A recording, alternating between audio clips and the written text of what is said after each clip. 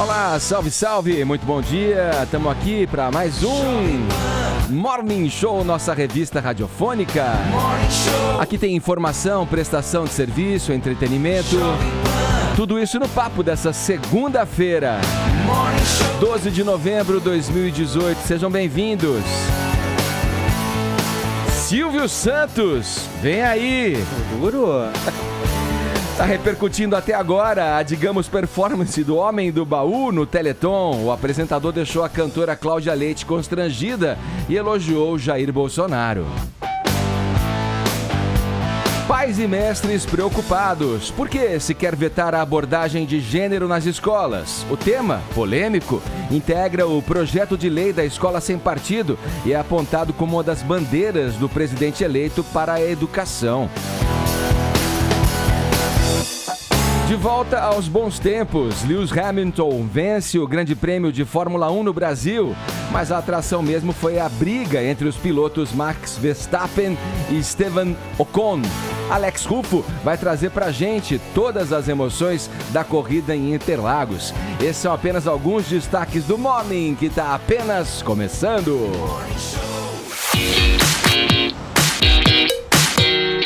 Fala, garoto Vini. Tudo bem, Edgar? Como é que tá? Tranquilo? Passou bem o final de semana? Eu e você também bem?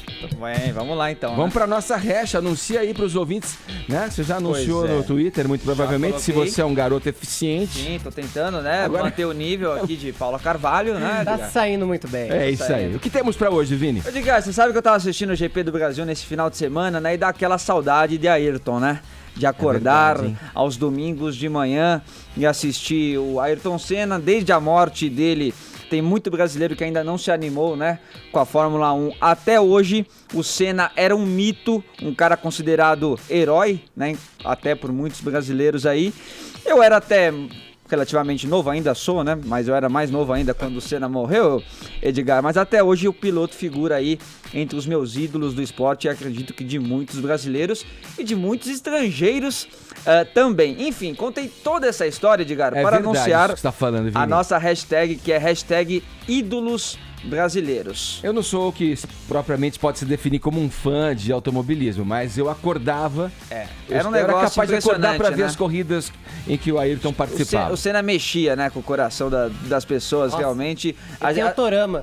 Tinha gente que nem gostava de Fórmula 1, mas acordava só pra ver o Senna correr. E aí, a nossa hashtag tá aberta, né? Não é só de Fórmula 1, não é só de Ayrton Senna. Você pode prestar aí a sua homenagem para quem você admira e nos ajude a ir para os assuntos mais comentados do Twitter. Vou aproveitar esse tema aí, Vini, que você traz pra gente e estender aqui pro WhatsApp 11-931-7009 para a sua participação em vídeo aqui. Mandem mensagens pra gente falando o que você acha. Você concorda com essa ideia de que desde que da morte do Senna, a Fórmula 1 perdeu a graça? E aí? Conta. Ou parte, pelo menos, da graça? Conta pra gente. 11-931-17009. Queremos sua análise também sobre a Fórmula 1 nos dias de hoje, beleza? No mais, você pode nos acompanhar em imagens pelo aplicativo da Jovem Pan, pelo nosso portal jp.com.br, pela nossa transmissão ao vivo em youtube.com/morningshowjp e nas mídias sociais. Estamos no Instagram e também no Facebook. Passe pela nossa página, deixe o seu joinha, que a gente fica feliz da vida. Todos convidados a passarem a próxima hora e meia colados aqui na Pan, porque o Morning Show tá apenas começando.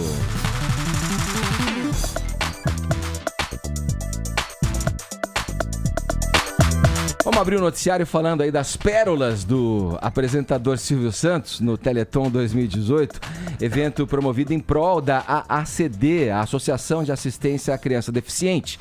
No sábado, dia do encerramento dessa maratona solidária, o Silvio recebeu no palco a cantora Cláudia Leite. E aí, Fefito, o que rolou? E aí que rolou um grande constrangimento, na real. Não se falou de outra coisa nas redes sociais durante o final de semana, depois que isso aconteceu. Nem mesmo sobre o fato de o Teleton ter batido sua meta mais um ano. Tudo porque o Silvio Santos conheceu de novo, quer dizer, encontrou de novo a Cláudia Leite ali no palco e disse que estava excitado, que não podia abraçá-la porque ele ficaria excitado. E ela achou que ele estava se referindo a excitado, dizer feliz, mas não era não. A gente tem um trechinho de áudio aqui para mostrar como é que se deu essa conversa. E aí a gente comenta. Vamos ver? lá, tá aqui. Você quer... Não, peraí. Não, Silvio, não. Não, esse negócio de eu ficar dando abraço me excita e eu não gosto de ficar excitado. No sentido feliz da palavra, né? De alegria. De alegria, euforia, excitação. Não é euforia, não, é excitação mesmo. Então... Agora eu acho que meu marido tem uma razão Tem. pra ficar chateado. É claro. Só tem uma maneira de você... Porque as pessoas, às vezes, não usam de sinceridade, mas vê você como você era, tá bom, a gente vê, aplaude como artista, admira como mulher, mas da maneira como você está se apresentando, dá vontade de sair da poltrona, tomar uns chopes, tomar umas cervejas e depois... Pode botar uma calça jeans, viu, gente? E depois procurar um conforto. Procurar o conforto. Pois é, e foi ficando pior a tal ponto que ela chegou a falar, eu tô cogitando sair daqui e não cantar mais. Chegou a falar algo nesse Falou nível. isso? Pois é. Porque o constrangimento era geral, as filhas e a mulher de Silvio Santos estavam sendo, inclusive, focalizadas pela câmera o tempo todo. A Cláudia foi ficando desconfortável, fazendo caras e bocas. E, pra completar, o Silvio não deixava a Cláudia falar direito. Ela tentava justificar uma coisa e ele cortava por cima, porque ele tava, de fato, muito empolgado com a brincadeira, que não era brincadeira pra Cláudia e pra muitas dessas mulheres. É importante a gente ressaltar aqui que o Silvio Santos é o maior comunicador desse país. Ninguém tá aqui criticando o trabalho e o legado dele. Mas nos últimos tempos, ele tem exagerado um pouco nas brincadeiras e algumas pessoas têm ficado mais sensíveis a elas, com razão. O vestido que a Cláudia Leite usava, inclusive, nem era um vestido que mostrasse demais. Ela tava com os braços cobertos, não tava super decotada. E tinha uma mini saia que, gente, no país que a gente vive, podia ser um longo comparado ao que se usava nos anos 90. Vamos combinar que pouco importa o vestuário dela, Também né? também concordo, Caio. Não importa o que a mulher tá usando, ela merece respeito do mesmo jeito. Fato é que as redes sociais caíram matando em cima disso e a Cláudia Leite se sentiu na obrigação de se manifestar. Ela foi ao Instagram hoje e escreveu o seguinte, senti-me constrangida? Sim. Quando passamos por episódios desse tipo, vemos em exemplificação o que acontece com muitas mulheres todos os dias, em muitos lugares. Isso é desenfreado, cruel, nos fere e nos dá medo. A provocação vem disfarçada de piada, as pessoas riem porque acostumaram-se, parece normal. E lá se vai a nossa vida, cheia de reflexões quanto ao que usar como artista, empresária, esposa, amiga, empregada, patroa, como mulher. Até que horas podemos estar nas ruas? Aprendemos a nos esquivar. Fizemos concessões porque fomos educadas assim. Mas nós que somos vítimas. Mas se estivéssemos usando outra roupa, definitivamente a culpa não é do que estamos usando. A culpa é dessa atitude constrangedora e dos 2 pesos e 2 medidas. Ela foi ao Instagram pra dizer isso e eu concordo com a Cláudia Leite. A gente vive num mundo essencialmente machista, mas o vestuário e o comportamento de uma mulher não justificam qualquer tipo de assédio moral ou sexual. Grosseria, e eu acho que o tipo, Silvio Santos... Uma grosseria, né? Pois é. Imagina, eu fiquei lembrando da frase não é não, né? Muito propagada aí, principalmente no carnaval, a história do assédio, como a abordagem acontece de maneira grosseira, né? Bom, eu acho que, o que você fala, a história do Silvio Santos tá aí, né? Ele é um comunicador desde sempre na televisão brasileira, né? Mas isso não o credencia, não dá o direito a ele de agir dessa forma, até porque, se você pensar ali na acepção da televisão brasileira, que é uma concessão pública, enfim, um veículo que o governo oferece a oportunidade para que você explore e comunique através dele, quer dizer, o que o governo pensa em termos de assédio? Existem leis já. Existem leis que põem na cadeia pessoas que assediam de uma forma grosseira ou que insistem no assédio. Quer dizer, ele, como... E olha o programa que isso foi feito, hein, Edgar? A maratona do Teleton. Do Teleton. A causa toda, quer dizer, Exato. totalmente inapropriada. Perdeu uma oportunidade. despropósito, Perdeu uma oportunidade incrível de enaltecer ao invés de constranger. Exatamente. Pois é, e tem uma coisa que é muito importante ressaltar, assim. A Cláudia Leite estava lá disposta a fazer brincadeiras, assim, a brincar com tudo, mas nem tudo é Que é o que ela brincadeira. fala no começo da mensagem, onde eu vou, eu me entrego totalmente ao que eu tô fazendo. Exatamente. E E é constranger ela o não convidado. tava na defensiva, né? Nesse Seja de sentido. qualquer maneira, já é muito ruim, assim. E é muito importante também que muita gente deve usar como desculpa pra isso, que o tempo do Silvio Santos é outro. Quer dizer, que ele, na época lá atrás, algumas décadas, essas brincadeiras eram normais. Eram mesmo, Até tem uma mas certa ironia eram por normais causa pra quem da idade fazia, dele, né? porque quem sofria a brincadeira não tinha voz. O tempo do Silvio Santos é hoje. O tempo do Silvio Santos não é os anos 60, não são os anos 70, os anos 80. O tempo é hoje. Tá vivo hoje, o tempo é hoje. Então, viva pelas regras de hoje. Sou muito fã do Silvio Santos, mas pisou muito na bola dessa vez. O outro ponto que está repercutindo até agora a respeito da política, diz respeito à política. O presidente eleito Jair Bolsonaro ligou para o Teleton, teve uma participação ali no Teleton também, né? Foi o primeiro, né, presidente, desde que o Teleton existe, a ligar para o programa, né, para fazer ali um pedido por doação. O Lula, na época dele, tinha até gravado um vídeo, mas ligação assim ao vivo, o Bolsonaro foi o primeiro, né? E a gente já sabe também da ligação do Silvio Santos, da aproximação do Silvio Santos com o governo Bolsonaro, né? Desde aquelas chamadas que o SBT começou a divulgar de tom nacionalista, né? Que causaram muitas polêmicas também, mas as próprias declarações do Silvio sempre deixaram muito claro que ele vai ser um cara que vai estar sempre próximo aí ao governo do Bolsonaro. E no Teleton isso mais uma vez se fez presente, Edgar, e até com palpites aí de Silvio Santos sobre o futuro do Brasil.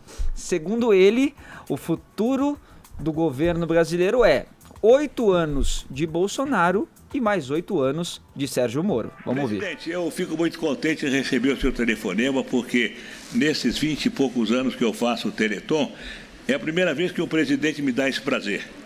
Então, gostaria de cumprimentá-lo, de parabenizá-lo. Sei que o Brasil não é um peso leve.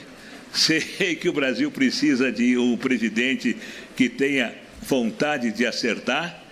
E o senhor, nas primeiras medidas que tomou, já começou acertando. Aliás, eu não vou falar aquilo que eu penso, mas eu acho que nos próximos 8 anos o senhor vai ficar no nosso governo. E depois dos outros 8 anos, tenho a impressão, quer dizer que é um palpite, claro, eu não sou político, mas acho que a sua escolha para o Ministério, o Ministério colocando o Sérgio Moro, então eu acho que você pode ficar 8 anos e depois passando por Moro ele fica mais 8. Então o Brasil vai ter 16 anos de homens com vontade de fazer o Brasil caminhar. Tá, então, essa fala do Silvio Santos, isso durante um telefonema com o Bolsonaro depois agradeceu, falou que na verdade esses são méritos do próprio Sérgio Moro, que o Brasil tem que acabar realmente com a corrupção, mas é mais um sinal aí, mais um tom dessa aproximação Silvio e o novo governo brasileiro. Mas assim, Curioso que ele fala que não vai falar o que pensa, mas fala, né? Já tinha Mas falado vamos, muito, vamos né? combinar que é motivo de orgulho a gente tem um presidente e uma primeira-dama que são sensíveis à causa das pessoas portadoras de deficiência. Inclusive, acho que a campanha eleitoral dele foi muito inclusiva, com o protagonismo da comunidade surda, da linguagem de Libras, né, a linguagem brasileira de sinais. E eu acho louvável, sim, usar o prestígio da presidência para angariar fundo para os mais necessitados. Isso não é novidade aqui na Prefeitura de São Paulo. Eu puxei alguns números. A gestão do João Dória, olha só, em 2017, arrecadou mais de 680 milhões de reais em produtos e serviços doados para a cidade. Então, é muito interessante fazer usar o capital político para, vamos dizer, para motivar o setor privado a contribuir, seja por altruísmo, por doação, enfim, qualquer coisa. Porque eu não acho que é interessante você usar uma maratona beneficente como plataforma eleitoral, e foi isso que o Teleton estava fazendo, na verdade. Pouco antes desse episódio, o Raul Gil estava fazendo campanha, digamos assim, para o Bolsonaro, dizendo que ele viria aí, que o homem ia assumir. A campanha já passou, né, Fefito? Pois é, mas você entende o que eu tô querendo dizer, né? Ele estava fazendo uma campanha a favor do governo que vinha. E foi cortado pela Maísa, que foi um outro momento que repercutiu muito. A Maísa se irritou tanto que já foi cortando e perguntando qual é o valor do cheque. E é um momento que virou meme, assim. Eu acho mesmo que os políticos podem se solidarizar com isso, mas eu quero mesmo questionar aqui o que é que quem ganha mais. Se o político ganha de capital político ou se o Teleton ganha em doação. Eu tenho certeza que é a opção 1 é a resposta, pelo menos pra mim. Agora, essa participação aí, essa simpatia demonstrada aí, escancarada pelo Silvio Santos, pelo Bolsonaro, fez com que o evento também fosse alvo de boicote. Isso ocorreu mesmo, Caio? Eu sei que parece inacreditável para o ouvinte da PAN, mas isso aconteceu. Lógico que o boicote não veio da tia do WhatsApp, ele não veio dos taxistas, e sim da militância em ambiente virtual da esquerda, né? A gente... É muito louco isso, né? A gente tinha comentado aí das vinhetas do SBT, eu até brinquei, fiz uma provocação falando que era uma lacração patriótica do SBT, e isso irritou aí o pessoal da esquerda. E, por incrível que pareça, tinha gente fazendo campanha contra ajudar crianças com deficiência. Assim, só para dar alguns números do Teleton, para a gente ter uma noção da relevância, né? Em 20 anos, mais de 300 milhões de reais arrecadados para a ACD. Né? A meta desse ano era muito ambiciosa, era arrecadar 30 milhões, foi uma meta batida, inclusive em função da ajuda do presidente Bolsonaro. A gente está falando em ajudar e manter 9 centros de reabilitação, 5 oficinas ortopédicas, o hospital da ACD, são mais de 800 mil atendimentos por ano, né? E não é à toa que o Teleton conta, inclusive, com a colaboração de outras emissoras, porque tem coisas tão importantes na vida, né? Tem causas tão nobres que a gente coloca as nossas diferenças de lado. Mas eu separei aqui alguns tweets da turminha da resistência, né, vamos dizer assim, e olha só, eu peço aqui os comentários do nosso colega Silvio Santos, olha só esse daqui. Boicote total ao Teleton esse ano, diga não ao fascismo, né? Silvio Santos fascista. Outra coisa, boicote ao Teleton, nosso dinheiro está mantendo a máquina de preconceitos chamada SBT. Impressionante. Mais um aqui. Dane-se o Teleton, dane-se o Silvio Santos. Velho neonazista, eu quero que você morra e sofra muito. Bom, só fazendo um parênteses aí, o Silvio Santos é descendente de judeus, né? E eu acho que o que define esse tipo de situação é uma frase lapidar aqui do humorista, do Danilo Gentili, que é o seguinte: a esquerda politiza até a solidariedade. E a internet não perdoa, já criou até uma expressão para isso, Edgar, se chama ódio do bem, que é uma figura de linguagem maravilhosa, né? Um paradoxo, um oxímoro, até porque é impossível você praticar o bem disseminando o ódio. Mas a esquerda é a Disneylândia da contradição.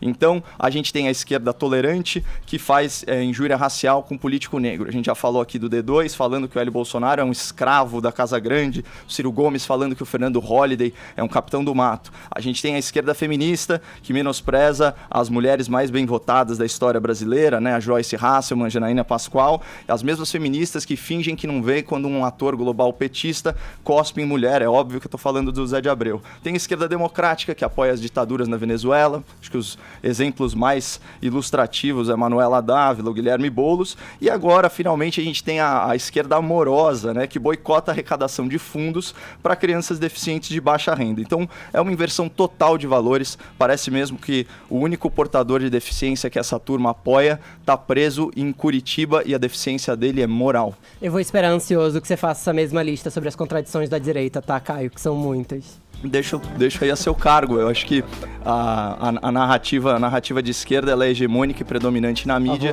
e o contraponto é necessário. Ô Edgar, agora só uma coisa, né? Se o Silvio Santos já levanta tanta polêmica em um programa que é gravado uma vez por semana, imagina numa maratona que é ao vivo. É difícil controlar. Agora não dá mais pra ficar se apegando ao prestígio e à idade dele, pra ele poder falar o que ele quer, né? Exatamente, era o caso de, como é ao vivo e tal, a Cláudia Leite, ela fez o desabafo dela, sim, como você falou, no caso aí, da grosseria dele, sim, né? Com relação à presença dela ali, né?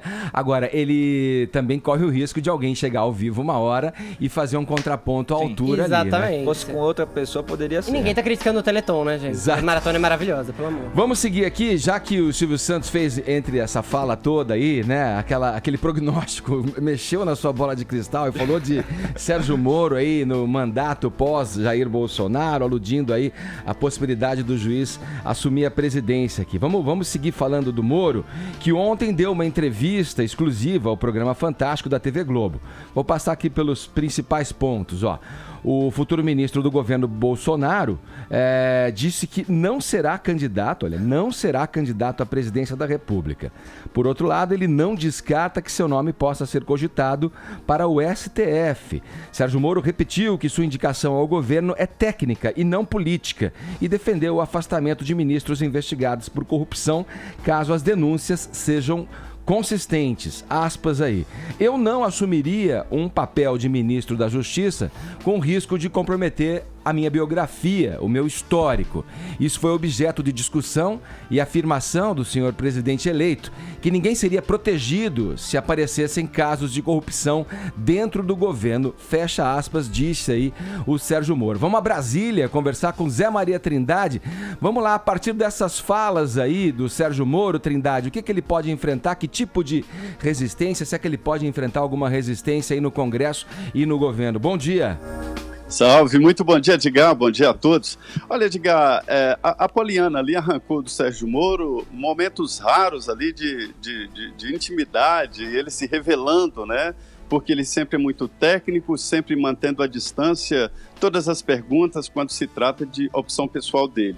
Ele se traiu, se chamou de político, dizendo que não era um político que mentia, né? Deixando sempre ali a possibilidade, sim, de se candidatar, mas isso lá no futuro. Sobre o Supremo, ele deixa a possibilidade, dizendo que é uma possibilidade, que não falaria agora, porque não há uma vaga em aberto. Agora, sobre as dificuldades da política, é porque a política não anda do jeito que ele pensa que é. Agora, nós estamos vivendo em novos tempos, né? Então é possível, sim, que o Sérgio Moro, que se considerou ali um predestinado a consertar o país, e na verdade ele contribuiu muito para isso. Na Operação Lava Jato, que mudou o jeito de fazer política no Brasil, né? E agora ele dá como encerrado esse capítulo e quer agora, no Ministério da Justiça, segundo a sua entrevista, né? Ampliar o combate à corrupção e ao crime organizado. Este é o ponto central da entrevista. Por aqui, quem entende de segurança diz que o crime organizado, as facções chegaram a um ponto que, se não houver um combate, não esse, como o Sérgio Moro falou, de fuzil, não, um combate inteligente, né? Ela vai dificultar a vida do Brasil no futuro. Sobre as dificuldades na política ali, todas, ele não tem nenhum trejeito de política. Mas está na moda a gente assim, viu? Ô Trindade, qualquer governo, né, entra com a expectativa de não errar, né? Esse talvez não pode errar. A gente até falou aqui, quando o Lula assumiu no primeiro mandato, se esperava dele, né, que fosse um exemplo, um candidato, né, que ganha o cargo de presidente, é eleito como presidente, vindo de onde veio, não poderia ter errado. Esse governo aí começa aí, né, sem essa possibilidade também, e porque, mais do que nunca, talvez a sociedade está aí como um juízo popular que vai a todo instante, a partir da atenção a esse governo que vai se iniciar, não permitir qualquer tipo de desvio, porque isso poderia incendiar o país de uma maneira talvez jamais vista, né? Exatamente. A impressão que se tem é que a sociedade deu um cheque em branco a Jair Bolsonaro, e ele retribuiu e deu o cheque branco, por exemplo, a Moro e a outros ministros. Nunca um ministro chega, como se diz, de porteira fechada, podendo nomear todos os diretores da Polícia Federal, superintendentes, né, da Polícia Rodoviária Federal e tal. Então, ele doou também esse cheque em branco. Mas, por outro lado, também, a nomeação de pessoas assim, tão técnicas e sem amparo político, né, deixa o governo mais forte na opinião pública. E é o que pode salvar o governo Bolsonaro, apoio popular. Se faltar isso aí, ele não enfrenta o Congresso Nacional. Agora, ainda sobre a entrevista do juiz Sérgio Moro, essa história aí de demitir o juiz suspeito de corrupção é muito importante, porque ele tira aquele argumento, vamos ver se denuncia, vamos ver se é condenado. O que ele defende é o seguinte: foi denunciado e a denúncia tem conteúdo, deve ser demitido, não precisa esperar a sentença, né? Certo. Ô Caio, vamos lá, a parte qualquer diferença programática que pode dividir aí opiniões em termos da política brasileira, um governo que entra com essa bandeira tão forte aí, fincada tão forte na anticorrupção, Eu não tenho direito de errar, mas nem um cisquinho, né? Não, e a metáfora, mais uma vez, a metáfora precisa aí do Zé Maria define bem, né? O Bolsonaro endossou o cheque em branco que a população tinha para o Sérgio Moro, né? Nossa hashtag hoje é ídolos brasileiros e eu tenho certeza que muita gente vai falar do nosso juiz de primeira instância que foi alçado aí ao cargo de ministro da Justiça. Eu achei muito interessante um ponto da entrevista dele, falando sobre aquela narrativa de perseguição política. Ele caracterizou essa narrativa como fantasia, né? Foi a expressão que ele usou, e ele trabalhou muito os argumentos que a gente já falou aqui, né? Da cronologia do julgamento, que é um julgamento aí que foi realizado em meados de 2017, e como isso fala a favor da imparcialidade dele como juiz, né? E ele teve uma frase aqui que foi, assim, sintetiza bem: Lula foi condenado e preso porque cometeu crime. Simples assim. Além disso, como o próprio Zé Maria colocou, ele deu uma aula na entrevista sobre como desmantelar o crime organizado, mas com inteligência. A gente fala muito em estrangulamento financeiro. E aí, numa nota aí já mais leve, mais humorística, né? Foi interessante porque ele está recebendo críticas por trabalhar no governo de transição, né? Então, o Brasil é um país que está com os valores completamente invertidos, porque a gente está criticando quem trabalha nas férias, né? É um verdadeiro absurdo. Pra gente fechar, Trindade. É isso mesmo. O Sérgio Moro foi bastante explícito quando ele disse que se morrer agora, a família dele fica desprovida de aposentadoria e tal.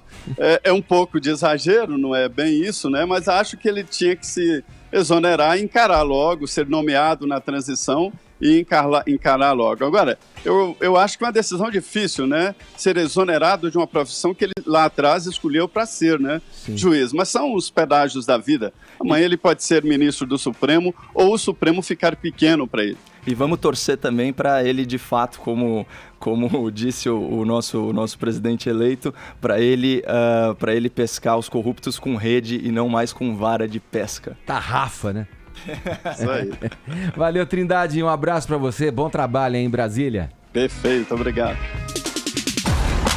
O assunto agora, meus queridos ouvintes, espectadores, é entretenimento. Vini, como é que foi o Popstar de ontem, hein? Teve polêmica lá, é?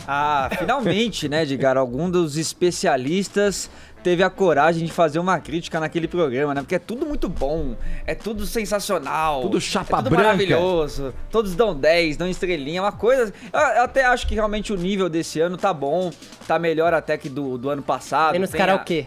Tá menos karaokê, né? Tem a Malu Rodrigues, a Jennifer Nascimento, o João Cortes, né? Que estão mandando bem mesmo. Mas tem outros ali que, pô, uma criticazinha não faz mal a ninguém. Pelo contrário, construtiva, se for construtiva, né? Vai ajudar o candidato ali. E aí precisou ir quem lá? Patrícia Marques, ex-Trem da Alegria, que esteve aqui recentemente no Morning Show, deu uma baita entrevista aqui pra gente, 30 anos de carreira, e se utilizou disso para poder fazer as críticas ali durante o programa. E a mais pesada foi durante uma apresentação da Lua Blanco, que cantou Como Nossos Pais. Vou até pedir para você rodar um pouquinho esse trechinho aí do Popstar, Edgar, que a Lua Blanco canta essa música da Elis Regina. Toca aí pra gente. Nós ainda somos os mesmos e vivemos. Ainda somos os mesmos e vivemos. Ainda somos os mesmos e vivemos com os nossos pais.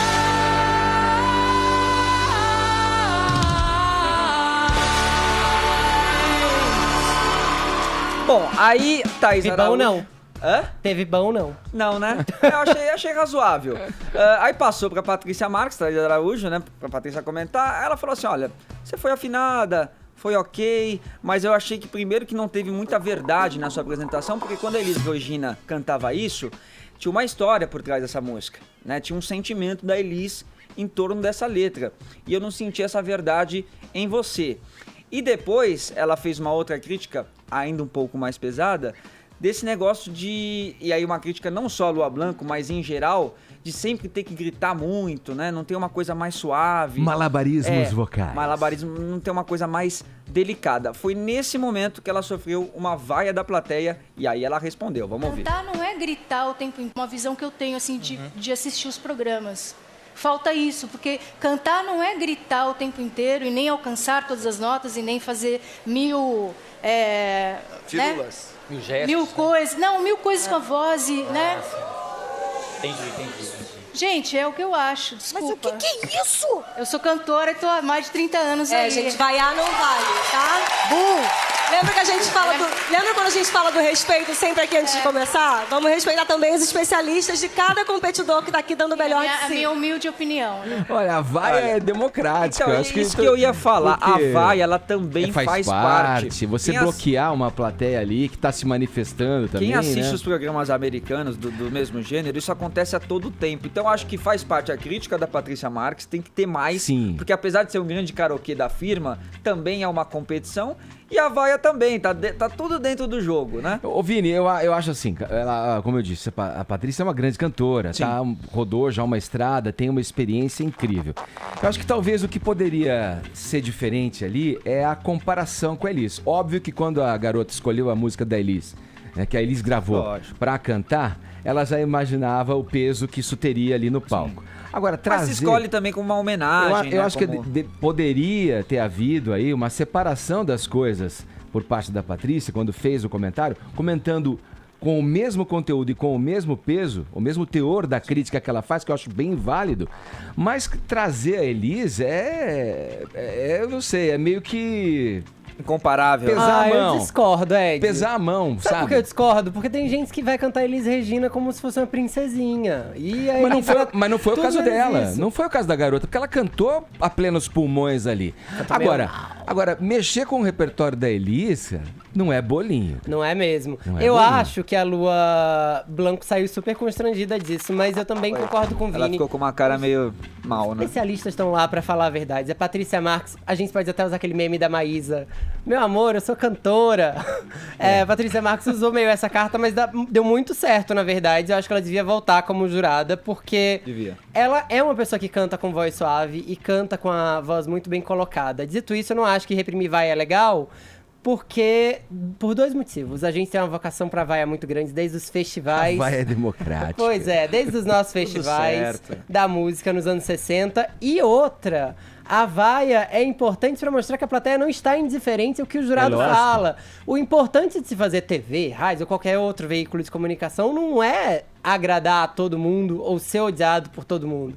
É estar ali no meio e saber que algumas pessoas e outras pessoas não vão concordar por sua causa, mas vão dialogar por sua causa.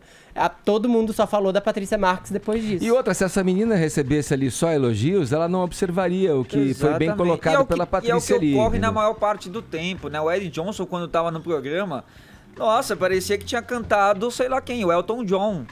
Nossa, maravilhoso. A sua entonação, a sua presença de palco. Um jogo entre amigos. É um jogo entre amigos. Então, quer dizer, então não faz a competição. Bota lá 10 artistas toda semana pra se apresentar e beleza, não tem nota, não tem estrela, né? Agora, outro ponto que chamou a atenção também, Edgar, porque assim, ser avaliado pela Patrícia Marques, né, 30 anos de carreira, uma menina que estuda, né, bastante a técnica aí da voz, do canto, ok. E quando você é avaliado pelo latino? Tá tudo ok ou não? Porque... Peraí, deixa eu só finalizar da Patrícia, que eu acho que a gente já falou aqui em outras, eu já mencionei isso. Não sei se porque o formato vem da gringa, dos Estados Unidos ou da Inglaterra, tudo tem um cacuete, assim, das pessoas que participam, que é aquela coisa de marcar o tempo com o dedinho no microfone ali, né? E fazer aqueles malabarismos vocais que a gente já falou aqui, quer dizer, fica uma condição que parece que se não fizer isso, é uma preocupação tão grande do candidato em aparecer, em fazer esses malabarismos e mostrar uma capacidade que muitas vezes ele não tem, que acaba transformando tudo isso meio que numa vala comum ali de quem participa. Quem procura fazer diferente, dá nuances diferentes ao canto, seja de uma maneira mais suave, dá uma dinâmica que alterne momentos de maior dificuldade, com outros de maior delicadeza, consegue se destacar ali. Mas ela tocou num ponto, eu acho, só para fechar o papo da Patrícia, muito importante, porque tem esse cacuete mesmo de mostrar malabarismos e condições aí que muitas vezes os candidatos não conseguem fazer de forma original, legítima, verdadeira. Você falando isso, me lembrei até de uma semana anterior também, que é a Jennifer Nascimento, que pra mim canta muito, pra mim é a melhor que tem ali mesmo. Acho que ela vai ganhar. Ela cantou uma música de uma diva pop, todo mundo deu 10 pra ela, menos o Benito de Paula. Deu 9.9. E aí quando perguntado por quê, ele falou, não, porque você tá cantando o que tá todo mundo cantando. Sim. Tem que fazer uma coisa diferente. Tem que cantar meu amigo Charlie Brown. Então, mas eu concordei, eu discordei concordando dele, porque eu achei que ela mandou muito bem e merecia o 10 mesmo, mas eu acho que às vezes você tem que ser um pouquinho original mesmo. Só pra não deixar de falar do latino, fiz a brincadeira aqui com ele, Latino é um cantor de sucesso, estava lá entre os especialistas ontem, só que fez uma crítica também à apresentação do Jonathan Azevedo, que cantou uma música, Edgar, que era um tributo a Martin Luther King, Alma Colorida, né? E aí o Latino acabou falando assim, eu acho que você poderia ter escolhido uma outra música que desse um pouco mais de potencial para sua voz. Aí ele, não, mas eu escolhi essa música pelo momento atual que estamos vivendo e eu acho que eu tenho o direito de cantar essa música.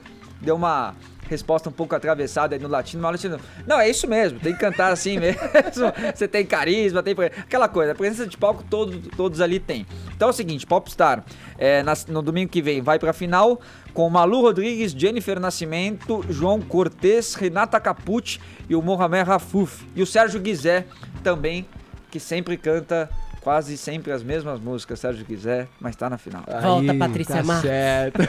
Vou aproveitar aqui, já que falamos de música, o Raul Gil, pra hora certa, tá aqui, né? Aí já me cortou, hein? 10h39, horário de Brasília. Jovem Pan Morning Show. Vamos agora aqui no Morning, a nossa editoria internacional. Líderes mundiais celebraram ontem em Paris o centenário do fim da Primeira Guerra Mundial. A reportagem é da Marcela Lorenzetto. Mais de 70 líderes mundiais se reuniram na França para a cerimônia que marca os 100 anos do fim da Primeira Guerra Mundial. O armistício, que acabou com os combates, foi relembrado neste domingo em Paris, com uma solenidade no Arco do Triunfo. O presidente dos Estados Unidos, Donald Trump, estava atrasado e logo depois dele chegou o líder russo, Vladimir Putin. Além dos dois, na linha de frente, ao lado do presidente francês Emmanuel Macron, estava a chanceler alemã Angela Merkel. Como anfitrião, Macron fez um discurso alertando para o ressurgimento do nacionalismo. Ele defendeu o legado de paz deixado pelo fim do confronto. Car le patriotisme est l'exact contraire du nationalisme. Le nationalisme en est la trahison. En disant nos intérêts d'abord et qu'importe les autres, on gomme ce qu'une nation a de plus précieux, ce qui la fait vivre. Ce qui la porte à être grande, ce qui est le plus important, ses valeurs morales. Para Macron, velhos demônios estão despertando, prontos para semear caos e morte. Durante a cerimônia, estudantes leram depoimentos de ex-soldados e, junto ao presidente francês, reacenderam simbolicamente a chama do monumento que lembra militares desconhecidos mortos no conflito. Mesmo convidado, o Brasil não enviou representantes.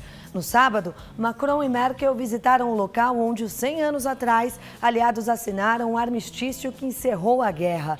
Foi a primeira vez que os líderes dos dois países visitaram o local juntos. Depois da cerimônia do domingo, iniciou-se o Fórum da Paz, evento que tem o objetivo de promover uma abordagem multilateral entre os países e evitar erros que levaram à Primeira Guerra.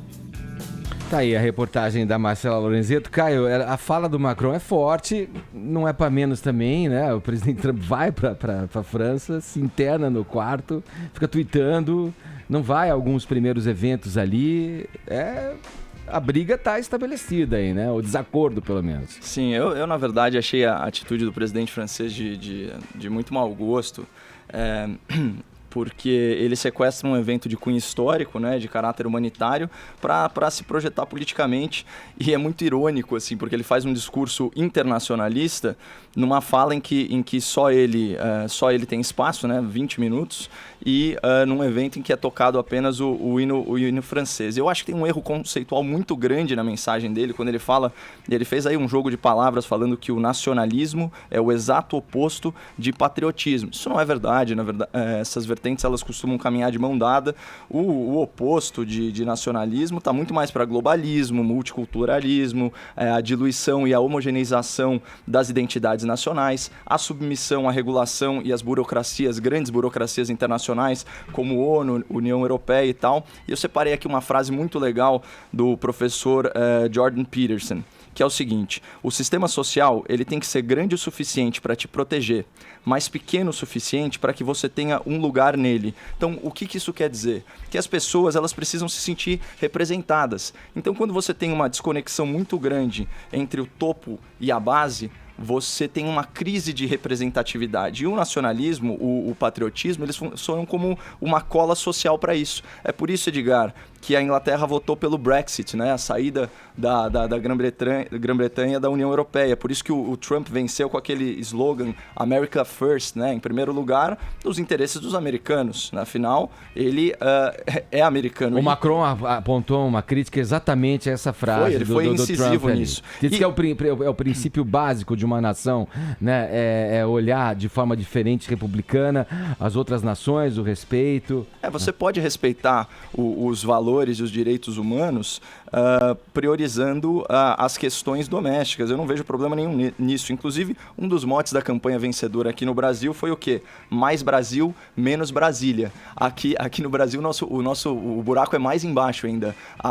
O divórcio está entre a nossa burocracia nacional, né? Então, o Congresso, a elite do judiciário e o povo, né? Então, assim, o discurso do francês ele foi muito aplaudido, mas, na real, quem está com a economia bombando e pleno emprego e com a maior taxa de emprego, inclusive para as minorias, são os Estados Unidos.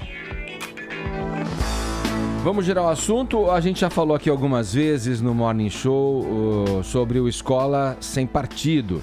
Não sei se vocês viram, mas a Folha de São Paulo traz um levantamento interessante sobre o assunto. Segundo o jornal, somente nesse ano as cúpulas dos tribunais de ao menos 5 estados, incluindo São Paulo e Rio de Janeiro, suspenderam leis municipais que proibiam menção a estudo de gênero nas escolas.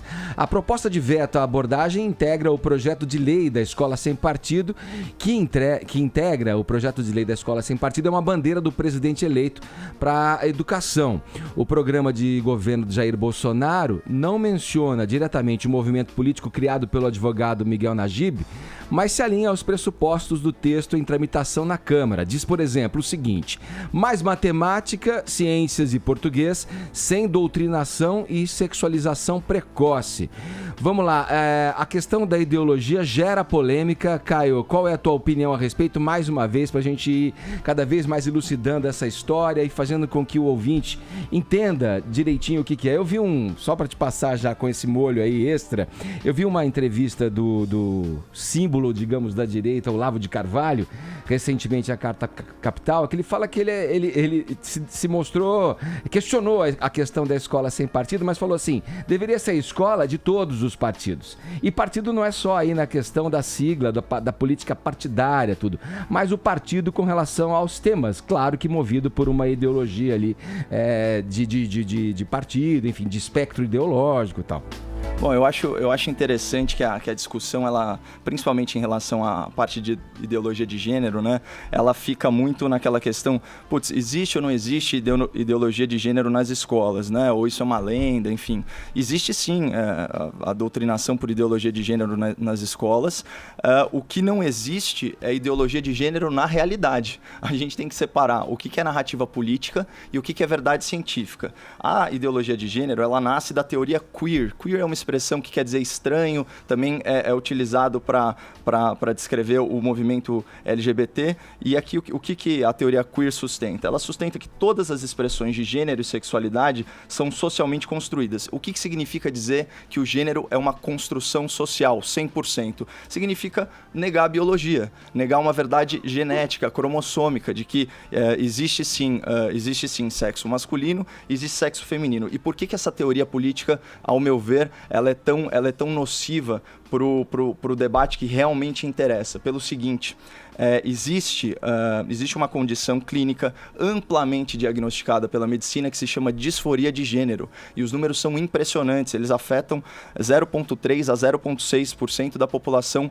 adulta. Qual que é o problema disso? A gente está falando do quê? De uma pessoa com o sexo biológico masculino, certo? Por exemplo, mas com uma cabeça feminina. Ele está incongruente com o sexo biológico. Isso é amplamente diagnosticado e se chama disforia de gênero. É uma condição que, no seu grau mais grave, traz um sofrimento psicológico enorme para as pessoas, né? Existem alguns protocolos de tratamento, acompanhamento, terapia, tratamento hormonal e, em último caso, inclusive, cirurgia de mudança de sexo. Agora, qual que é a questão aqui? De novo, maioridade. Né? Quando que essa agenda avança? E por que essa preocupação? Os estudos americanos, eles indicam, aí dependendo da metodologia, da amostra, que entre 60% e 90% das crianças que são confusas em relação ao próprio gênero, elas resolvem essa questão sozinhas até o fim da puberdade. E entre os transexuais, né, ou seja, quem passa por medidas drásticas aí para mudança de sexo e tal, os índices de mortalidade aumentam 190%, de suicídio 2.600% e a prevalência de doença psiquiátrica sobe mais de 350%. Então, resumindo muito, olha o perigo que é mexer com isso numa idade precoce. Então, incentivar de repente uma confusão, né, nas crianças, antecipar tratamentos, esse tipo de coisa. Então, assim, o que as pessoas fazem, como elas exercem a sua liberdade individual, a sua sexualidade, isso é de foro íntimo, o Estado não tem que se meter. O problema é que existe sim uma obrigação constitucional dos pais, da sociedade, do Estado, de cuidar das crianças e prevenir alguns erros que podem trazer grave sofrimento para elas. Então, eu acho que a discussão aqui, de novo, o foco não pode ser na política, o foco tem que ser em verdade científica e sempre priorizando o bem-estar das crianças. Agora, isso na prática, isso na prática, Caio, é colocado como nas escolas? Por livros, por explicação de professores? Como que isso é feito? Espera, antes dessa discussão avançar, vamos primeiro falar da coisa que é mais importante, que é a informação correta. Olha como é perigoso a gente dar informação errada, por exemplo, e achar que todo transgênero precisa passar por uma cirurgia de redesignação sexual. Eu não falei isso, eu falei de transexual, Fefito, eu não falei transgênero. É a mesma coisa. Não é a mesma coisa, o transexual Caio, é aquele que passa por tratamento. Eu tô falando, transgêneros ou transexuais não precisam necessariamente passar por cirurgia de redesignação sexual para sê-los. E eu posso dar vários exemplos. Mas é que o transexual é uma variação do transgênero. Caio, eles não precisam passar por cirurgia de redesignação sexual. Eu tô te dando um fato. Eu vivo numa comunidade. Eu tô falando a mesma coisa que você, Fefito. Eu só tô falando que transgênero e transexualidade não é a mesma coisa. Você acabou de dizer que eles passariam por cirurgia de mudança de sexo, que é um termo que nem tudo. Transexuais. Caio, deixa o Vitor avançar. Eu posso concluir meu pensamento? Você já falou tudo que você quis, inclusive com equívocos. Tem uma coisa sobre ideologia de gênero que é muito importante a gente pensar, que quando as pessoas falam de ideologia de gênero, elas falam como se elas estivessem falando desprovidas de uma outra ideologia, quando elas querem colocar uma ideologia sobre ela. Quando a gente fala de ideologia de gênero, a gente não está falando de sexo. A gente não está ensinando crianças a transar, por exemplo. Questões de gênero são questões que basicamente se encaram como o homem e a mulher são encarados na sociedade. O salário desigual entre mulheres e homens, ele é uma questão de gênero, por exemplo. Questões de gênero no colégio são colocadas a partir, e aí isso responde à questão do Vini, são colocadas muito e principalmente relacionadas a questões de respeito e tolerância, inclusive para a prevenção do bullying. Na última quinta-feira, a Escócia, inclusive, que é um país desenvolvido, assim como a Alemanha e vários outros países que já fazem isso, implementou uma lei, inclusive, em colégios, que agora obriga os colégios a discutirem questões de gênero e de tolerância com mulheres e LGBTIs. O fato é que não se ensina no colégio que uma criança pode ou deve mudar de sexo. O que se ensina já que ele tá usando essa expressão, que é uma expressão errada, inclusive. A gente não tá doutrinando crianças, a gente, quando eu digo uma comunidade, ou os professores, a serem outra coisa que não o que elas estão destinadas a ser. A pessoa é para o que nasce. Se ela tem que ser hétero, ela será hétero. Se ela tem que ser cis, ela será cis. Se ela será trans, ela será trans. Eu acho muito curioso, na verdade, que as pessoas se preocupem tanto com a sexualidade alheia e achem que um colégio está ensinando alguém a ser trans, quando, na verdade, o colégio está ensinando alguém a ser tolerante. Ensinar sexualidade é diferente de ensinar a fazer sexo. A sexualidade é lidar com a mudança da sua voz, com a menstruação chegando, e crianças no colégio deveriam aprender isso. Eu acho muito curioso que a gente está num país que não quer falar de sexualidade, mas critica meninas quando engravidam aos 15 anos, porque também não falou de prevenção. A gente é um país muito dicotômico nesse sentido. E eu acho que pra gente falar de transgêneros, a gente tem que falar com um pouco mais de seriedade, porque já é uma população que sofre muito, é uma população que está marginalizada o tempo todo e que é alvo de muitos e muitos mitos. E reproduzir esses mitos aqui é transfobia e não pega bem. Deixa eu só fazer uma colocação aqui, olhando vocês falarem a respeito. Me corrijam se eu estiver errado. Eu vejo esse movimento nas escolas. O sexo é um tabu e sempre foi um tabu. Então ele exacerba mesmo posições, ele extrema sentimentos e colocações a ponto de chegar nessa discussão que a gente está tendo hoje. Eu entendo o seguinte: a escola caminha junto com a família. São ações complementares. Se a escola trabalha no seu tempo adequado, dentro da formação da sexualidade da criança, o aconselhamento para que exista um acolhimento de pessoas que talvez possam estar numa situação de angústia e que nem detectam ainda essa situação de angústia, porque são muito, talvez, imaturas para perceberem que o que está causando isso é alguma digamos, divergência entre a cabeça que você colocou e o corpo, como se sente em questão de gênero ali. O acolhimento e você trazer a sociedade para discutir isso, só na minha visão, modesta opinião, é só benéfico. Quer dizer, agora existe um tabu que acaba criando ali barreiras e dividindo a sociedade e polarizando a ponto de se dizer que vão ensinar aquela criança a ser um transgênero, um homossexual, o outro lado. Eu acho que tem um exagero aí quando se fala ninguém nunca vai criticar, Edgar, ninguém nunca vai criticar ensino de respeito e tolerância. Se você fomenta o acolhimento, que a criança mesmo entenda junto aos pais, que muitas vezes se sentem ali dentro daquela angústia, puxa, a criança se sente diferente. Ela sente diferente do amiguinho daqui e dali. Por que ela tem que ser desenquadrada? Não, ela tem que ser acolhida como parte integrante daquela sociedade plural, né? Vamos lá, olha, a gente vai fazer queria só colocar para fechar alguém uma frase aí? Quer fechar rapidinho, Fefito? Não, tô de boa. Eu acho que a gente tem que exercer a tolerância, eu acho que a gente tem que se informar cada vez mais sobre questões de gênero e transexualidade. A gente pode voltar a esse assunto, agora tem que ir pro intervalo. O Morning Show volta já, não saia daí. Agora 11 horas, 1 minuto, horário de Brasília. Jovem Pan Morning Show, Jovem Pan Morning Show.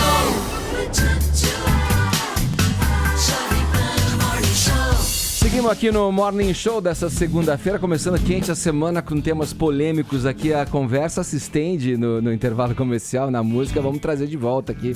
Fefito ainda quer considerações finais aqui sobre um tema polêmico aqui. Eu não quero considerações finais, Caio na também. verdade. O que eu quero que as pessoas entendam é que os conceitos, especialmente os conceitos relacionados à travestilidade, transgeneridade, eles são muito fluidos, especialmente porque eles estão muito ligados a questões culturais. Transgêneros e travestis são sim, em essência, a mesma coisa, porque hoje em dia é uma questão de pertencimento cultural. Todo mundo está abarcado no guarda-chuva da comunidade T, entre transgêneros, travestis ou transexuais, como quer que você se identifique, mas no fim das contas, a questão é a mesma. Viver a vida como deve ser vivida, se identificando com o gênero que você tem, que você se identifica. Para além disso, o resto é gente especulando. E eu acho que é muito curioso também que as pessoas se preocupem tanto com a sexualidade alheia e não se preocupem com a felicidade alheia no final das contas, porque a questão é muito simples. Live and let live, sabe? Deixa as pessoas viverem, serem quem são. Isso não é uma questão de caráter ou uma questão de monstruosidade. As pessoas são humanas do mesmo jeito. Eu acho que as pessoas, ninguém quer se meter em questão de identidade e comportamento sexual legal, né, obviamente, de pessoas adultas. Aqui a discussão sempre gira em torno do bem-estar dos nossos jovens e das nossas crianças. E é óbvio que se a pauta aqui do programa fosse ensino de respeito e tolerância e ensino de liberdades individuais, eu como conservador seria o primeiro a defendê-las, né? Mas a gente não está falando disso, a gente está falando de ensino de ideologia de gênero que o mainstream propositalmente confunde com as questões de respeito e tolerância. Ideologia de gênero está no próprio nome. Né? É óbvio o nome que criado pela direita, na verdade.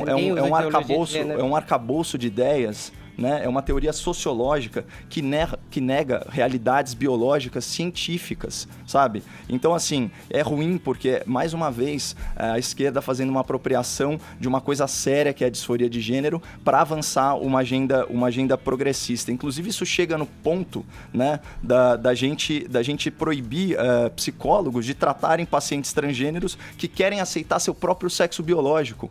Isso aconteceu. O Conselho Federal de Psicologia editou uma resolução fazendo exatamente isso. E recentemente, uma psicóloga... Que é o que acontece no mundo todo.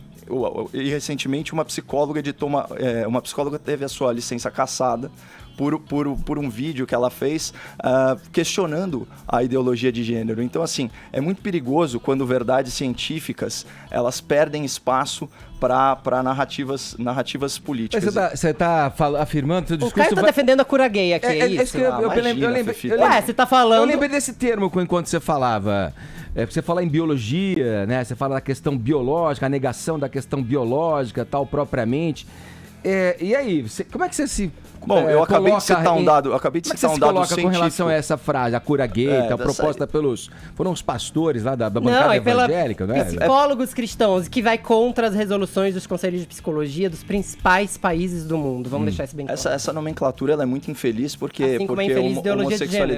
homossexualidade não é doença, né? Então não tem essa de ser curada. Agora, é muito diferente. A gente está falando de pacientes transgêneros. Eu acabei de citar um dado aqui de que 60% a 90% dos jovens, eles se fazem esse reencontro, né? Depois de sofrerem com disforia de gênero, eles fazem esse reencontro com a própria identidade de gênero. Então, assim, não tem nada demais. Eu acho que você não pode negar assistência psicológica a uma pessoa que está querendo se aceitar. Né? Então, assim, é limitar muito. A gente tem que ter uma postura um pouco mais conservadora em relação a temas que não estão 100% esclarecidos pela ciência e para as quais a gente não tem respostas. A gente não sabe quando que tem que ser o tratamento hormonal, quando que você começa com bloqueio, quando que você começa com incentivos e por aí vai, entendeu? A gente tem o caso da Jazz Jennings nos Estados Unidos e a gente tem vários outros casos. A New Yorker já escreveu extensos artigos sobre o assunto. Fefito, eu acabei de dar dados de mortalidade, suicídio e prevalência de doenças psiquiátricas nessa população, mostrando que eles não são tão bem sucedidos Caio, assim. É óbvio vem a que há índice de suicídio na comunidade LGBT. Lógico que vem de pra trás, você, mas que tem uma escala gigantesca. E se você reprime a tendência a pessoa se sentir excluída e mal e chegar no extremo de um suicídio, é maior, você concorda ou não? Mas existe também um grande problema de você fazer alguns tratamentos que são irreversíveis ou que agravam o sofrimento da pessoa. Os tratamentos não são irreversíveis. Né? Cirurgia de mudança de sexo não é reversível? Redesignação de sexo, mas nesse caso, como você mesmo falou, a gente tá falando de um extremo, não é mesmo, Caio? Vamos nessa, gente? Vamos lá. Vamos falar pra Fefito comentar televisão agora aqui no Morning Show. Já que as pessoas gostam tanto que eu faça fofoca, vambora. Tá estreando hoje o 7º Guardião, Fefito. A novela é a novela carro-chefe da Globo, do horário mais importante, a novela das 9. Sim. Teremos a volta, então, do tal realismo fantástico que teve ali, muito presente em novelas como Pedra sobre Pedra, A Indomada. O público acaba aderindo a esse formato, a esse tipo de abordagem, Fefito. O 7º Guardião vai voltar agora e tem uma coisa muito curiosa sobre essa novela, antes de falar sobre outros assuntos especificamente dela. Fera Ferida, A Indomada, Pedra sobre Pedra, mesmo Tieta, todas essas novelas citavam uma cidadezinha. Quando alguém ia viajar, dizia, eu vou lá em Cerro Azul resolver tal coisa. Fulano veio de Cerro Azul. Finalmente a gente vai conhecer Cerro Azul, que é uma cidade onde o tempo não passa direito, assim. Ela parece ambientada nos anos 90, sinal de celular não pega direito. As pessoas têm que fazer fila no orelhão, assim. olheiródromo, que chama, pra poder fazer ligações. Então é uma cidade meio parada no tempo, vamos conhecer essa Serra Azul famosa. Mas a novela estreia hoje cercada de polêmica, porque um dos alunos do Agnaldo Silva, na casa Agnaldo Silva... Isso, já começa com essa polêmica, pois inclusive, né? O Agnaldo Silva dá uns workshops, né? Isso, ele alega que é autor também, não é isso? Pois é, o que acontece é que o Agnaldo Silva dá uns workshops e ele faz assim, ó, a trama é essa, temos esse argumento, vamos desenvolver isso. Os alunos escrevem diálogos, dão sugestões. E ele de se utiliza daquele conteúdo. Pois é, e ele se utiliza do conteúdo, mas os alunos abrem mão de tudo que produzem e o Agnaldo também refaz tudo que os alunos fazem. Ele dá o toque dele. Um desses alunos, chamado Silvio Cerceau, ficou muito incomodado e agora ele cobra na justiça que o nome dele seja acreditado como autor da novela, como coautor da novela. Segundo ele criou uma parte importante da novela, que seria a volta da Nazaré, que acabou tirada da trama pela Globo, mas também uma fonte da juventude, que é sobre o que a trama... O nome da novela teve que mudar, inclusive, a data de exibição também sei foi lá. adiada várias vezes. De né? prima Exatamente. já acho justo, assim. É muito leonino você vou te bloquear. Mas você aqui. tem um contrato? Tem um contrato, assinou porque aceitou, quis. Mas o fato em si, vai. É meio leonino, né? Total leonino, na verdade. Ele deveria ter um jeito, um mecanismo de dar crédito a essas pessoas. Eu conheço pessoas que participaram dessa masterclass, que como eles chamam o workshop dele. Sim. E elas acham bem justo que o Agnaldo siga como autor sozinho, porque ele trouxe maior parte da história. E mesmo o trabalho deles, eles disseram que foi retrabalhado. E são pessoas que não trabalham na Globo ou com o Agnaldo. Fizeram a masterclass, estão bem de boa na vida hoje. Mas tudo bem. Não tô defendendo ninguém, tô só falando... grupo de várias pessoas, mas o cara só se incomoda. Tudo bem, o cara tá lá na Globo por mérito próprio e tal, mas aí você acaba bloqueando o surgimento de novos talentos, de outras pessoas que poderiam também adquirir uma posição de destaque, não só na Globo, mas em outras emissoras. É uma questão de mercado. O fato é que também, esse processo tá rolando com as duas partes como réus. O Agnaldo tá processando o Silvio e o Silvio tá processando o Agnaldo. O Agnaldo entrou antes, inclusive, na justiça. A novela correu o risco de nem entrar no ar, gente. A Globo quase suspendeu a novela por causa desse problema com a sinopse e o argumento. Mas depois o jurídico da Globo avaliou que era seguro seguir em frente. O fato é que o caso não foi julgado ainda, então, portanto, a novela certamente estreia hoje à noite sem o nome do Silvio Cerceau entre os colaboradores ou coautores da novela. A novela é estrelada pelo Bruno Galhaço, pela Marina Rui Barbosa e um dos protagonistas é um gato preto, que gravou aqui na Avenida Paulista. O gato preto, ele usa efeitos especiais também, mas ele é um gato domesticado, revezado entre 3 gatos. Pra quem não sabe, o salário do gato é alto, são cerca de 20 mil reais pra você ser um gato de novela. O gato vai se revelar sendo o Edu Moscovis lá na frente, que ele é um dos 7 guardiões. Ele vai o gato tá melhor que nós, né? É um baita elenco, né, Fefito? Lília Cabral, Tony Ramos. Lília Cabral, Tony Ramos, Lília Cabral é a vilã, a Nani People é a assistente dela também. Esse gato aí tá bem melhor do que os gatos dos saltimbancos. Porque ela tá com uma grana dessa, um cachê desse. Mas a coisa é uma volta ao realismo fantástico. Vocês lembram que em Pedra sobre Pedra o Osmar Prado foi pra Lua? Em A Indomada tinha o Cadeirudo. Nessa, a gente vai ter algumas coisas acontecendo. Também tem a Letícia Spiller, por exemplo, que é a irmã mais velha da Lília Cabral, mas ela não envelhece porque tomou banho na fonte da juventude. Essa novela vai ser o maior sucesso da Globo desde a Avenida Brasil. Você acha? Pode anotar. Tá apostando? Vou apostar. Então beleza, eu vou cobrar daqui a 8 meses, hein? Depois vocês me cobram. Legal, agora 11 horas e 16 minutos, horário de Brasília. Jovem Pan Morning Show. Na Jovem Pan.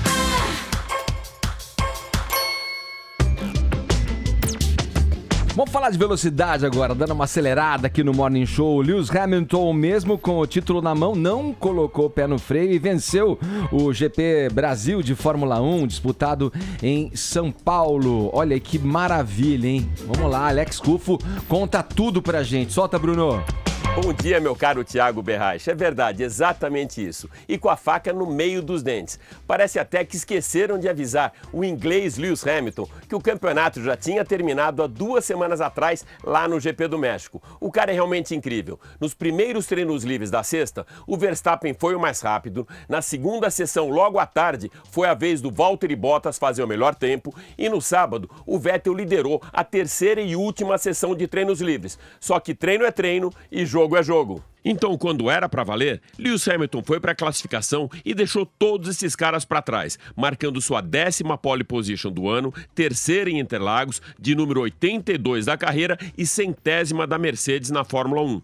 Início de prova e Max Verstappen, que tinha largado da 5ª posição no grid, fez uma prova espetacular de recuperação, ultrapassou Raikkonen, depois o Vettel e foi para cima do Bottas. E com uma estratégia perfeita da Red Bull, ele foi para os boxes, fez a troca de pneu por pneus macios e partiu para cima do inglês e tomou a posição de Lewis Hamilton, assumindo a liderança da prova. Quando já pensava no champanhe e no hino holandês tocado no pódio, Verstappen foi, na verdade, tocado por Esteban Ocon, saiu da pista e voltou atrás do pentacampeão do mundo, que venceu pela 2ª vez em Interlagos e colocou na conta mais uma vitória, a de número 72 da carreira. Muito frustrado e ensandecido, avisou seu chefe de equipe pelo rádio que tão logo terminasse a corrida, prometia ir para cima do seu algoz, o piloto francês da Force India, e assim foi feito. Final de prova, foi para cima mesmo, empurrando e ameaçando Ocon, que lhe tirou a possibilidade de vencer pela 6ª vez na carreira, depois de uma corrida perfeita.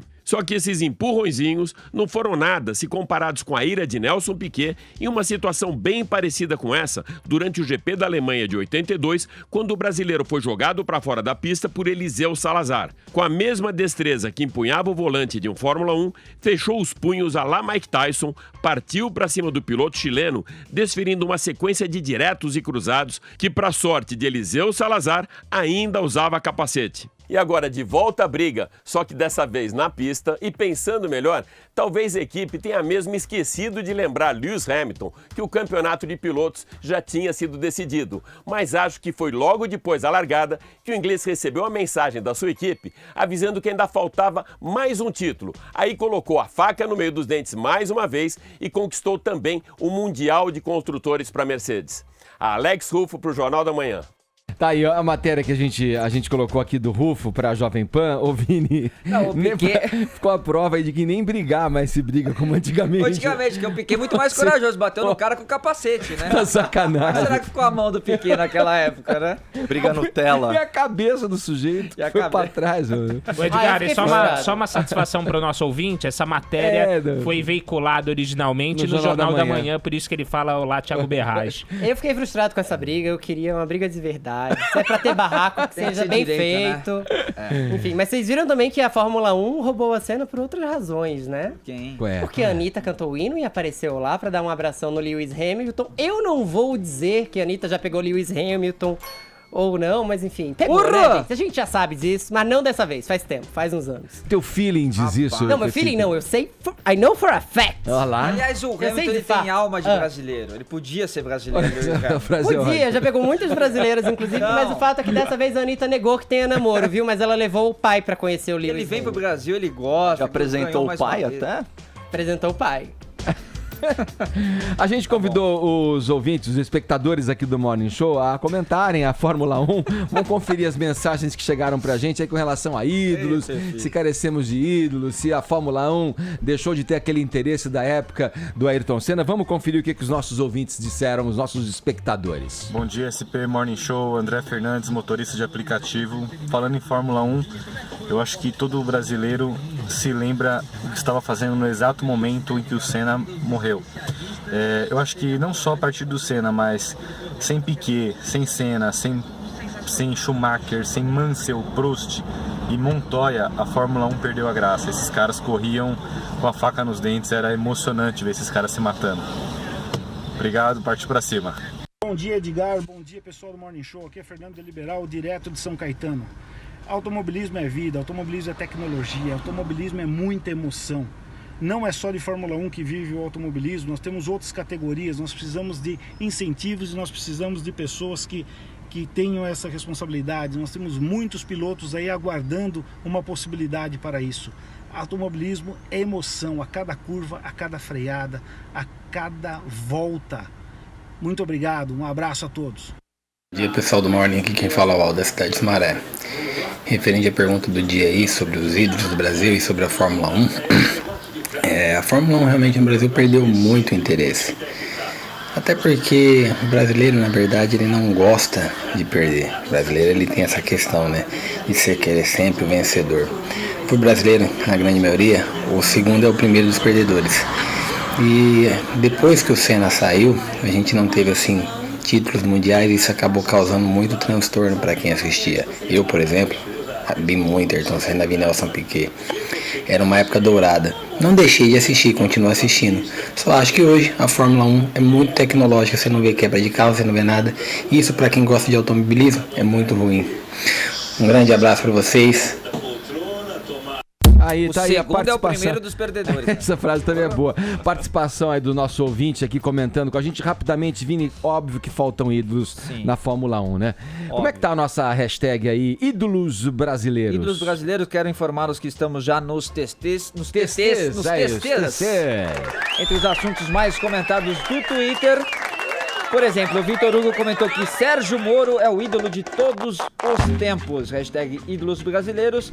E mais uma participação também, a do Ronaldo Baroni, que disse que, sem dúvida, Mamonas Assassinas. Fico imaginando como sobreviveria essa banda nos tempos de hoje. Impossível. Botou a hashtag Robocop Gay e também a hashtag ídolos brasileiros participando aqui com a gente. Bom, beleza. A gente vai finalizar essa edição de segunda aqui falando sobre a cantora Joelma, que disse ontem sobre as agressões que recebeu, né? Alegou que teria sofrido agressões do seu ex-companheiro Chimbinha, com quem foi casada por 16 anos. Ela se emocionou na entrevista ao Fantástico, né, o Vini? Conta pra gente. Foi isso, Edgar, numa declaração forte aí da Joelma, dizendo até que era pra ela nem estar viva hoje. Chorou, se emocionou. No bate-papo até achei legal a construção do quadro ali do Fantástico, né? Junto com a Luísa Brunet, as duas falando sobre violência doméstica, né? O caso da Brunet até é bem mais emblemático e conhecido por causa daquelas imagens, né? Que ela apareceu depois daquela briga que ela teve lá com o empresário Parisotto. Mas a Joelma tem falado disso nas últimas semanas também, né? Da agressão que ela teria sofrido aí do Chimbinha, além de todas aquelas polêmicas, né? Sobre traição, sobre da separação dos dois lá em 2015. Agora ela tem falado também sobre esses casos de violência doméstica. Vamos ouvir o que disse Joelma ontem no Fantástico. Eu tô viva, né? Porque um cantor que trabalhava junto comigo me tirou da mão da pessoa na hora, né? Porque não era nem pra eu estar viva hoje. Que bom saber que você tá linda, cheia de vida, hoje eu me sinto plena, completa. Eu também, mas a gente tem que falar assim. Para as pessoas que estão passando por isso nesse momento, né? De que é possível. É possível. Você sair e ficar plena. Você recomeçar, dar a volta por cima. Hoje, ninguém vai me impedir de ser feliz. Aí. Bom, e ela já tinha dado essas declarações para uma revista também, e aí o Chimbinha gravou um vídeo falando que eram declarações caluniosas, mentirosas, e quando ela fala que ele afastou ela da família, ele diz que é ao contrário, que a Joelma fez coisas muito graves com pessoas da família dela. Vamos ver um trechinho desse vídeo também que o Chimbinha gravou. Gente, vocês não conhecem a Joelma. A Joelma é uma pessoa extremamente autoritária. A Joelma é uma pessoa difícil de se lidar. Olha, ela chega na televisão, fala que eu afastei ela da família dela. Mas ela não conta que ela expulsou a mãe dela de dentro da casa que a mãe dela morava, que era da Joelma, que era uma fazenda, expulsou a mãe dela, tirou a mãe dela como ladra, dizendo que a mãe dela roubava ela. Tirou a irmã que morava dentro da nossa casa, morava com a gente, que tomava conta dos nossos filhos, que ficava com nossos filhos e cuidava da nossa casa. Tirou a irmã dela como ladra. Gente, o irmão dela, que trabalhava, que era o gerente dela, da fazenda dela, ela tirou como ladrão. Essa lavanderia vai seguir ainda, hein, Vini? E aí ele fala que foi um guru da Joelma que orientou ela a fazer esse tipo de coisa. Mais uma lavação de roupa suja aí dos dois que tem acontecido desde 2015. A Joelma entrou até com uma medida protetiva, né? Com relação ao Chimbinha, não pode chegar mais perto dela. enfim, depois que se separaram, a coisa anda da mal a pior, né, Edgar? Vini, vamos lá, fechando o programa, os nossos ganhadores aí. Temos pelo Twitter aqui, entramos, né, entre os assuntos mais comentados do Twitter. Vou separar aqui um dos nossos ouvintes e depois eu entro em contato pra gente dar esse prêmio, viu, Edgar? Valeu, então a gente encerra mais uma edição do Morning Show, prometendo voltar amanhã aqui na programação da PAN com mais um. Muito obrigado pelo prestígio, pela audiência. Tchau. Meu, programa quente, hein? Você ouviu Jovem Pan Morning Show.